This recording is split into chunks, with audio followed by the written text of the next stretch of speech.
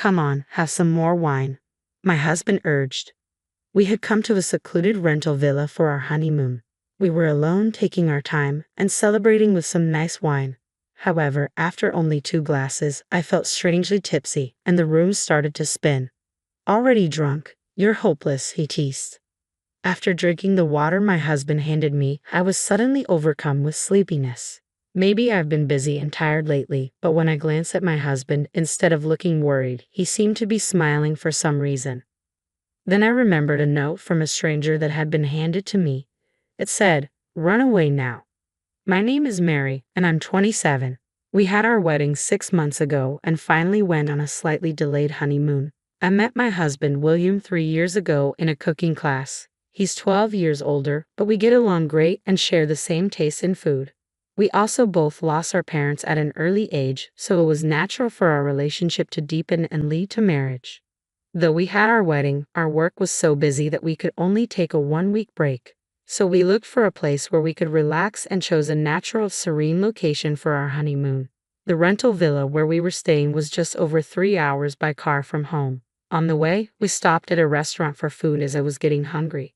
From there, the villa was about 2 more hours away. I had felt like someone was watching me since we entered the restaurant. After finishing our meal, a waitress handed me a small note as I stood to go to the restroom. The paper read, "Escape now without being noticed." I tried to ask what it meant, but the waitress had already disappeared into the back of the restaurant. I didn't see her face, so I didn't know who handed it to me. I thought it might be a cruel prank, but when I entered the stall and looked at the note again, there were digits that seemed to be a phone number. What on earth is going on? The excitement of our honeymoon suddenly gave way to an uneasy feeling. Who was that woman earlier? Driven by a desire to find the woman and inquire about this note, I heard voices from outside the restroom. "Hey Mary, are you okay? Feeling sick?" My husband called out. "No, nothing's wrong. I'll be out soon. Just wait at the table," I replied, lying on the spot. Unsure of whether or not to show my husband the note, I stuffed it deep into my pocket.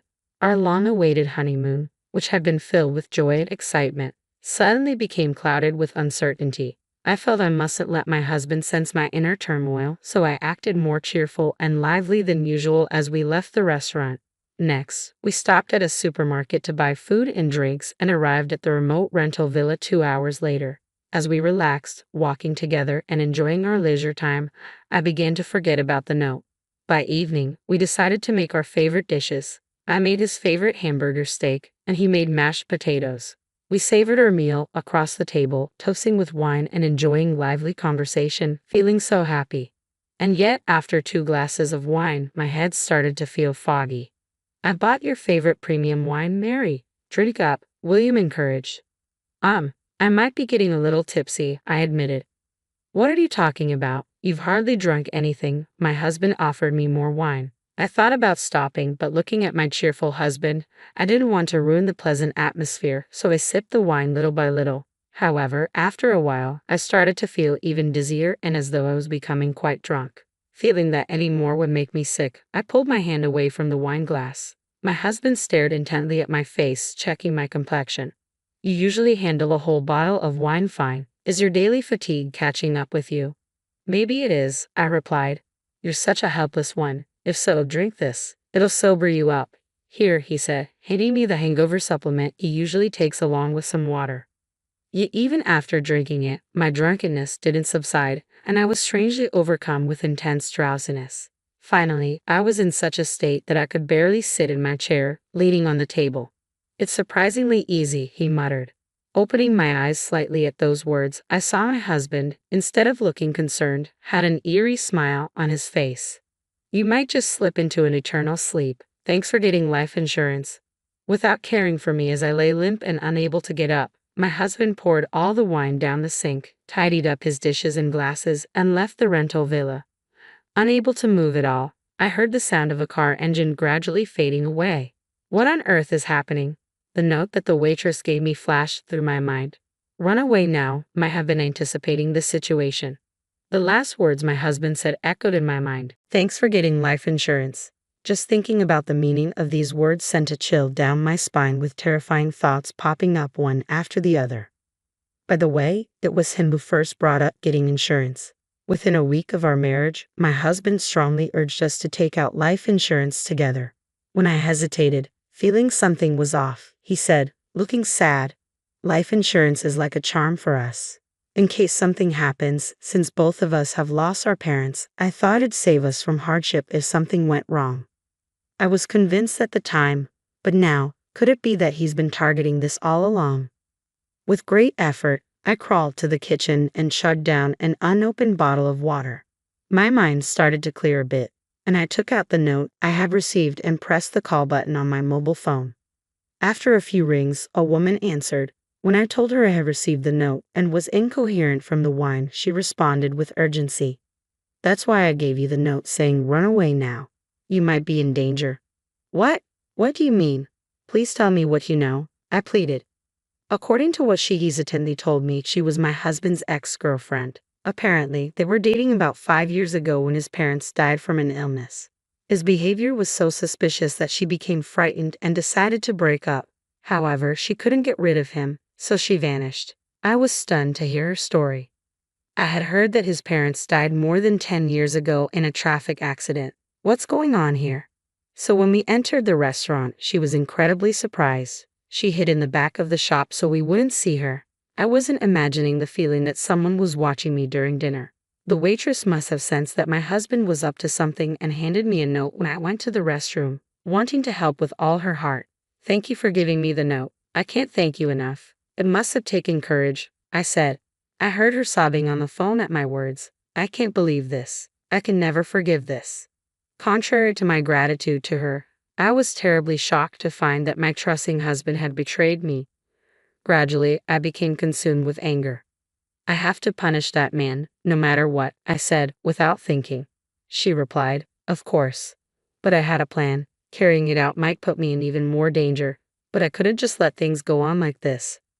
I was determined to make him realize his wrongs. About 2 hours later, I heard the sound of my husband's car engine returning. After the phone call, I had fallen ill again and was lying on the floor. I could see my husband, still wearing his shoes, entering through the door. He slowly approached me, crouched down in front of me, and gently put his ear to my lips to check my breathing. "Damn, she's still alive. She's stubborn. I should have made her drink more," he muttered. "What does that mean?" I faintly whispered, and he began to speak with a defiant smile. "I'll tell you as a gift to the dead. You know I hate working, so I made my parents drink plenty of alcohol to quickly get my hands on some money. Then, I made them drink the supplement I made and gave to you. Ha! I married you because you had no one else, and now the life insurance money will be all mine. Since the premium is $500 a month, I might get around $500,000. I'm thrilled." I felt a chill as my husband's cruel words sank in. "You won't have your way," I croaked. "Don't act tough. You can't even move. I'll take all your savings too. Now, I'll send you to the afterlife right away with this," he sneered. My husband then took out several of the supplements from earlier. It sounded like he was dissolving them in water with the noise of a glass and stirring. He grabbed my hair, lifted my face, and poured the mixture into my mouth. "Stop it. Come on. Gulp it down. I won't hold back this time. You'll be in the afterlife in no time." I resisted desperately, coughing and somehow spitting out the liquid that had been forcibly poured into my mouth. "That's enough. Let go of Mary." Standing there was the store clerk, his former lover, who had handed me the note. "What? Why is Emma here?" I had arranged for her to come here after giving her the location of the villa on the phone earlier, I said, standing up smoothly from the floor. My husband looked completely baffled. It's true the wine affected me quickly, but I had felt something was off when he gave me the supplements while I was drunk and made sure not to swallow them. "You must have thought I'd come back here to check what had happened to me. Damn you, you tricked me. I'll never forgive you. I'll wipe both of you off the face of this earth," he roared. Recklessly, he grabbed the poker next to the wood-burning stove and approached us. "Stop it. Screaming won't help you here in this deserted place. Now, which one of you should I finish off first?" he said, swinging the stick in his hand, shattering mirrors and vases in the room. Just as I couldn't escape any longer, my husband stood in front of me, raising his arm to strike. At that moment, the door banged open with a loud noise, and the police burst in. His former lover had been watching the situation from the next room and had called the police. It was a close call. "Indeed, that was a close one," I muttered.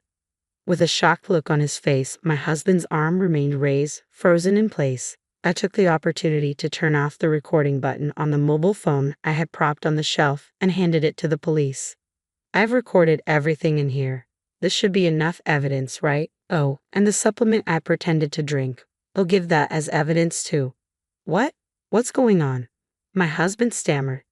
Actually, I had called the police after my husband abandoned me, but they didn't take me seriously because I was slurring my words, thinking it was a drunk's joke. That's why, with the cooperation of his former lover, I staged a convincing act to elicit a confession from my husband. Honestly, I was terrified of my husband and thought about running away right then and there. But I knew that if I ran, my husband would target me, and I believed that the police would surely come if they had evidence of a crime in progress. This is just a little marital spat, not something to bother the busy police with, he said, tossing the stick he was holding onto the floor and scratching his head. I was fed up with him, thinking he could still deceive us with all this evidence stacked against him. You might as well give up. We have your own confession and the video evidence of you trying to take our lives. Mary, you're exaggerating. Calling the police is going too far. I'll apologize, so don't be mad. I wouldn't really harm you, would I? There's no way I can believe you now. Besides, I will have everything investigated thoroughly, not only about this incident but also the death of your parents. That's such an old story, and there's no evidence. He seemed to think that he wouldn't be charged with a serious crime if he was caught just for this incident. Then the ex-lover, who had been silently observing, spoke up. I'm not sure if this will be helpful, but I have stored everything he said at that time and anything that seems to be evidence. Really? No way. I don't want to waste my life over something like this, my husband stammered. My husband tried to escape, but he was quickly caught by the police, handcuffed, and taken away in a patrol car. He shouldn't be able to get out of detention for a while. Watching the patrol car get smaller, I felt a release from anxiety. Emma, are you hurt? I asked. I'm fine, but I was scared. We don't know what would have happened to us if the police had arrived a few minutes later. I knew my life was in danger, but it was all to expose this man's deeds. Thank you for courageously giving me the note. If it weren't for you, I don't know what would have happened to me. I owe you my life. No, I think it was resolved because you believed in me, and Mary acted without considering her own danger. I'm just glad you're safe. This should ease the pain of losing my in-laws. But it was indeed a terrifying experience. Afterward, we couldn't stop trembling for a while. Soon, my husband's attempts on my life and his taking of his parents' lives would be exposed. Of course, I'm divorcing him and canceling my expensive life insurance policy. Now all I have to do is wait for him to be judged. I'm scared but truly relieved that such a terrible person was not left at large. I'm hoping to find someone I can be with for life, and I'm learning from this.